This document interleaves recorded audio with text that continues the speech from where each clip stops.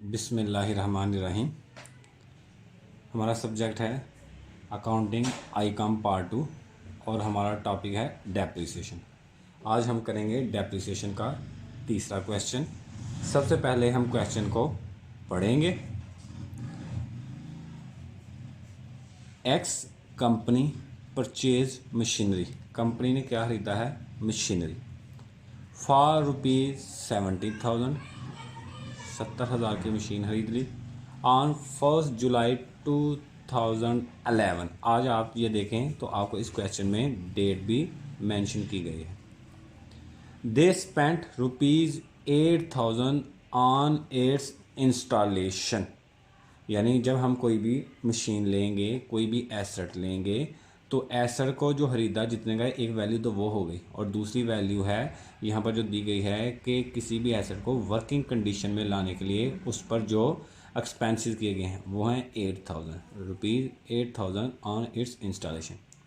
Prepare the machinery account for the first 4 years, आपने 4 साल के लिए अकाउंट बनाना है under straight line method. Straight line method है of depreciation. Depreciation is written off at 10% per annum.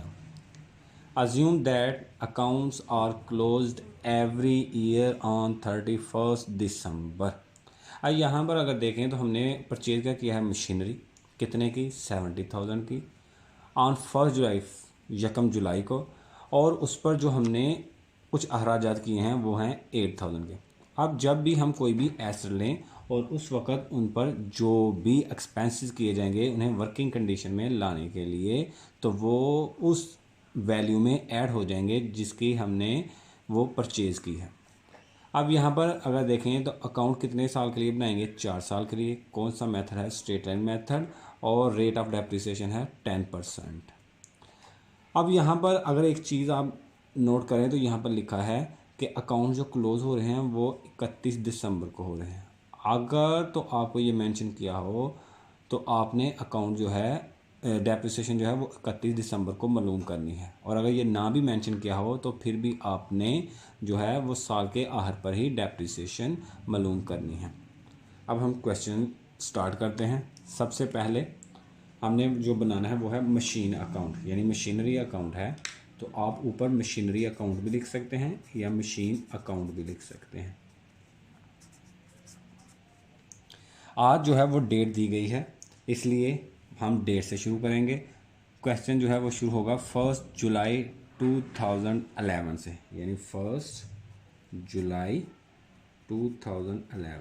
आप यहाँ पर जुलाई भी लिख सकते हैं या आप 7 इस तरह भी मेंशन कर सकते हैं। यहाँ पर आएगा कैश। अब देखें हमने जो मशीन परचेज की है वो है 70,000 की, इसमें 8,000 जो है वो ऐड हो जाएंगे, टोटल बन जाएगा आपका 78,000। आपने जो डेप्रिसिएशन लेनी है वो लेनी है 31 दिसंबर को। जब भी आपने डेप्रिसिएशन लेनी है, डेट दी हो, तो आपने साल के एंड पर, तो ये आ गया 31 दिसंबर 2011, ये आ गया डेप्रिसिएशन।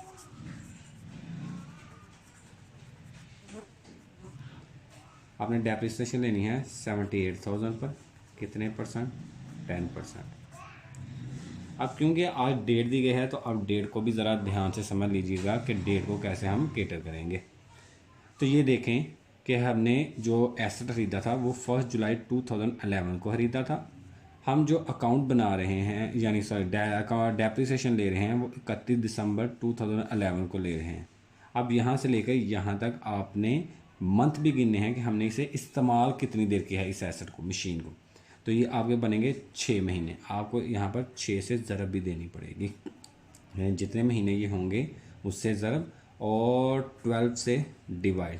ये जो आपने 12 से डिवाइड किया ना, इसका मतलब है कि एक साल के अंदर 12 महीने होते हैं, इसलिए उससे आपने डिवाइड किया है। अब आप क्या करेंगे? 78,000 का 10% लेंगे, फिर 6/12 से आप मल्टीप्लाई करेंगे, तो आपकी जो डेप्रिसिएशन है वो आ जाएगी 3,900। अब जैसे कल मैंने आपको समझाया था, आपने दोनों साइड से देखना है कि कौन सी साइड बड़ी है, वो दोनों के नीचे आ जाएगी, यानी यहाँ पर और यहाँ पर। 78,000 ज़्यादा है तो 78,000 इधर आ गया, इधर भी 78,000 आ गया। आपने 78,000 से 3,900 माइनस करना है तो ये आपका बैलेंस आ जाएगा 74,100। तो ये आपका आ गया बैलेंस कैरिड। इसी तरह आपने इसे आगे चलाते जाना है और ये 1 साल की आपने डेप्रिसिएशन ले ली, आपने 4 साल तक डेप्रिसिएशन लेनी है। तो नेक्स्ट ईयर अब ये देखें ना, ये 31 दिसंबर 2011 है, इससे नेक्स्ट डे यानी नया साल 1/1/2012 यानी 1 जनवरी 2012, यहाँ पर आपका आ जाएगा बैलेंस ब्रॉड डाउन। आपका यही 74,100 इधर आ जाएगा। आपने अब क्या करना है, आपने दोबारा डेप्रिसिएशन लेनी है और वो डेप्रिसिएशन इस साल के एंड पे, क्योंकि उसने बताया है कि डेप्रिसिएशन जो आपने लेनी है वो 31 दिसंबर को लेनी है। तो आपने ये कोशिश करनी है डेट इस कॉलम के अंदर आए, डेप्रिसिएशन, इसी तरह डेप्रिसिएशन भी इस कॉलम के अंदर।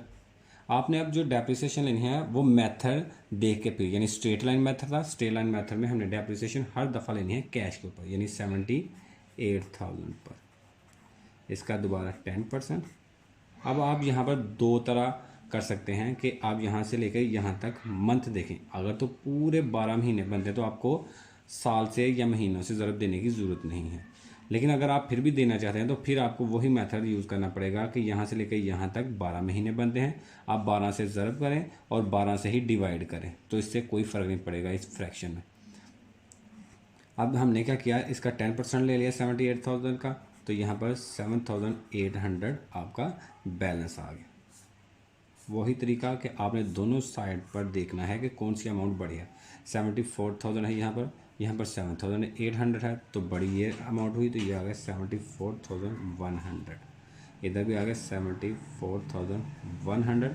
आपने इसमें से इसे माइनस करना है, तो ये आपकी वैल्यू जो आ जाएगी वो आ जाएगी 66,300। ये आपका आ गया बैलेंस कैरिड ऑन। ये आपका दूसरा साल भी कंप्लीट हो गया। इसी तरह आपने तीसरा साल, अब ये जो आपने डेट ली है 31 दिसंबर 2012, ये साल का एंड है, इससे आपने क्या करना है नेक्स्ट डे 1/1/2013, ये आपका आ गया बैलेंस ब्रॉड डाउन, वो आपका आ जाएगा 66,300। अब इसी साल के एंड पे आपने डेप्रिसिएशन लेनी है 31 दिसंबर 2013, ये आपका आ गया depreciation. Straight line method, it means कि आपने कैश पे डेप्रिसिएशन लेनी है 78,000, इसका आप 12% और सॉरी 10%। अब यहाँ पर आप देखें कि आपने महीनों से ज़रूरत देनी है तो दे लें, अगर नहीं देनी तो कोई बात नहीं, ये आपका आ जाएगा 7800। फिर दोबारा इनमें से बड़ी रकम है 66,300, इधर भी आ गया 66,300।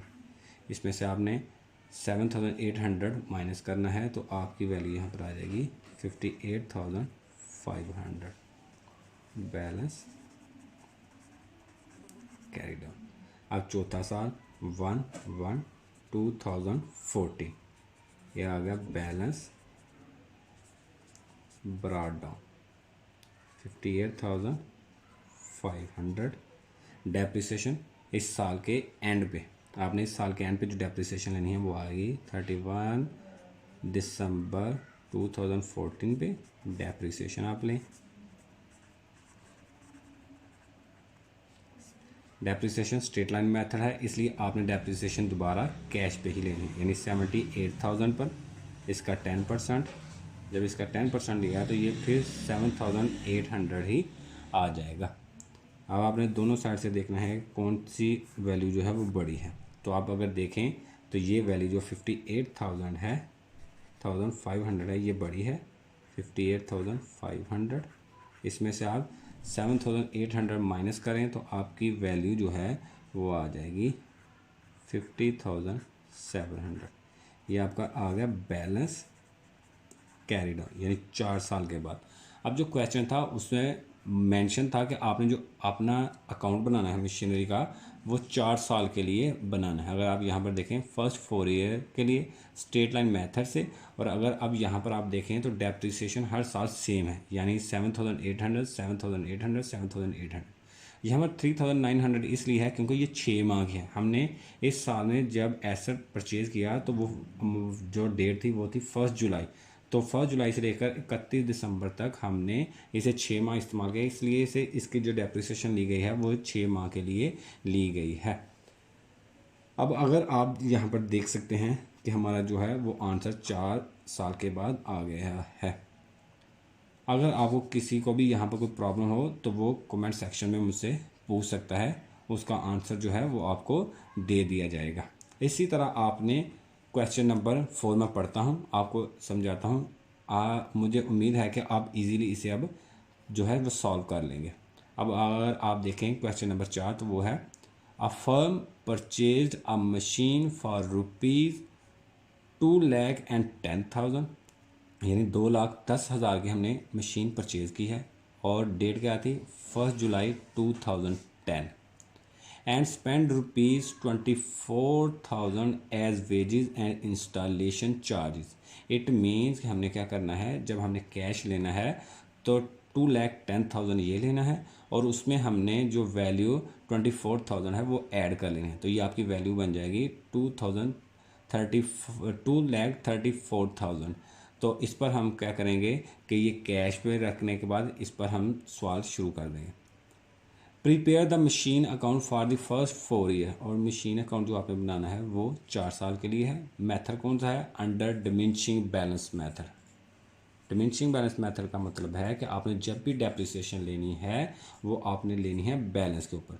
फर्स्ट ईयर आप लेंगे कैश के ऊपर, फिर बैलेंस पर, फिर बैलेंस पर, और चौथे साल दोबारा जो भी बैलेंस दिया होगा उस पर आप डेप्रिसिएशन लेंगे।